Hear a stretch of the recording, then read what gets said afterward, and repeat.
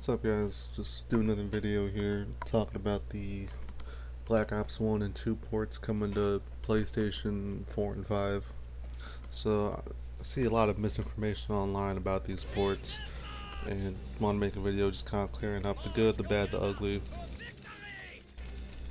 Alright, so it is a port, not a remaster, which should be very clear at this point. I think more people are aware of that. I remember when the news first leaked, everyone was putting Black Ops 1 and 2 remaster in the videos, which is untrue. So it's going to be a port.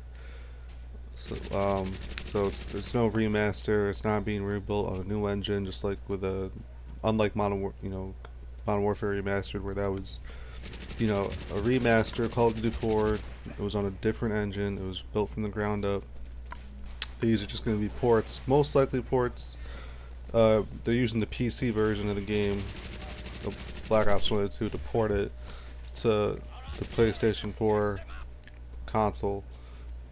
And that's going to be another thing that we got to clear up, is that it's coming to both PlayStation 4 and PlayStation 5, but it's going to be basically ported to the PS4 architecture, and it'll be sold on PS4 and backwards compatible on PS5.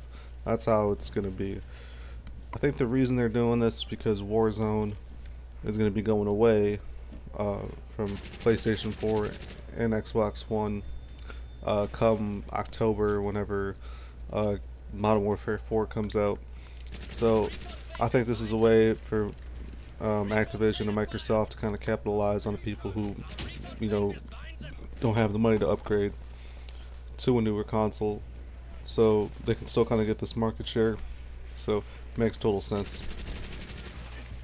And because these are ports and not remasters, don't expect too much change. And when I say don't expect too much change, I see people online talk about, oh my god, I want 120 FPS, I want a field of view, I want this or that, and you just gotta lower your expectations. Alright, so the only thing that's probably going to be guaranteed is like maybe probably a higher resolution through due to the PS4 being stronger in power compared to the PS3. So there'll probably be an upscale in resolution guaranteed. But other than that, I don't really expect anything more than that.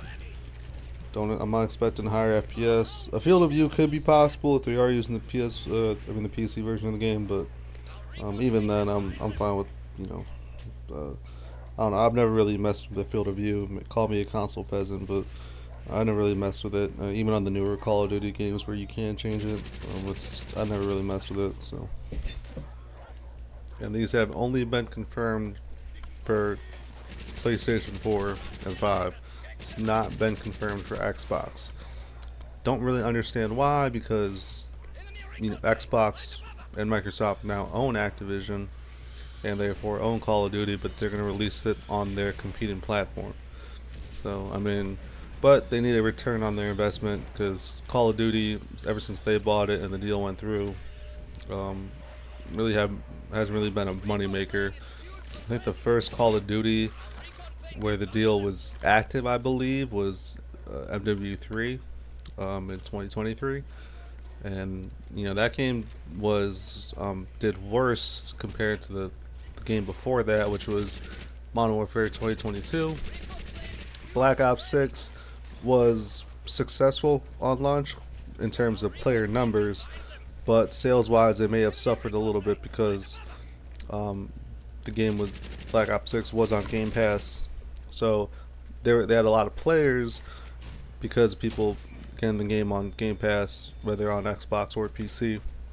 So that helped. In theory, that could have helped, because then those people may have bought microtransactions, but I don't think that really translated into how Microsoft wanted it to translate. So my theory as to why this is only being ported just to PlayStation and not to Xbox or even the Nintendo Switch 2 is because it would be very embarrassing if some old ass ports outsold Modern Warfare 4 this year. I'm thinking that's the real reason why they're just doing it only for PlayStation. And if you want any, and I don't really have any evidence to back this up, but if you look at the tweet that announced Modern Warfare 4 versus the tweet that announced these ports, the tweet that the tweet that announced the ports actually have more likes and retweets compared to the tweet where Modern Warfare 4 was announced, which is fucking sad. That just shows you how much people want these old games. Okay, now that all the facts are out the way, some of the stuff that's not confirmed yet, this next point I'm about to make is sort of confirmed. We just don't know exactly when, and that is the release date of this game. Treyarch announced that these games are going to be released in July, which is pretty much like in a few days from now. We don't know exactly what day. We don't know if it's July 1st or July 31st or anywhere in between that. So we really don't know exactly when. We just know sometime next month, which is good, sooner rather than later. According to Charlie Intel, the base game for each game is going to be $40, and then individual map packs will be $9.99 each, down from the normal $15. Black Ops 2 Season Pass is going to be $30, and then I guess at least for Black Ops 2, all the camo and personalization packs are going to be completely free. This is all speculation because these prices just changed recently on both Xbox Store and some of the PC storefronts like Steam and Battle.net or whatever. So that's kind of speculation. And that's going to be the negative about these ports, if this part is true, is that Activision charging for DLC on these old ass games. I'm going to be honest, it's wrong and I disagree with it, but knowing Activision, I'm really not surprised, because they did this with Modern Warfare Remastered, and most other game companies, when they do a remaster of an old game, they usually include the DLC in the remastered game, so you just pay for it all up front.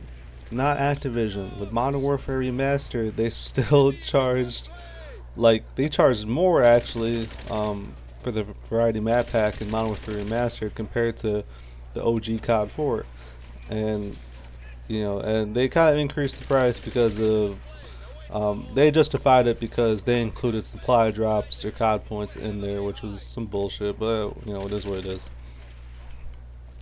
Alright, so yeah, that's the bad part, because if this comes true, because trying to if that happens, these games are going to be DOA pretty fast, especially on the multiplayer side of things, because just like back in the day when people didn't have all the DLC, you had to match make with those that had the same DLC as you, and it could get kind of weird, and because with Black Ops 1 having, I will take Black Ops 2 that had 4 DLC packs. And if you didn't buy the Season Pass, but maybe let's just say you bought DLC 1 and then you bought DLC 3, you can only match make with those people who have those same DLC packs. And there's people that have only DLC 2 and DLC 4, and there's people that have DLC 1, 2, and 4, and you get the point. It's just becomes very confusing. The player base got split up very, very badly because of that. So I hope that doesn't happen, but there is a good chance it will, and I have a feeling it will because it's Activision after all. Anyways, man, rate, comment, subscribe, and all that good stuff. See you on the next video. Peace out.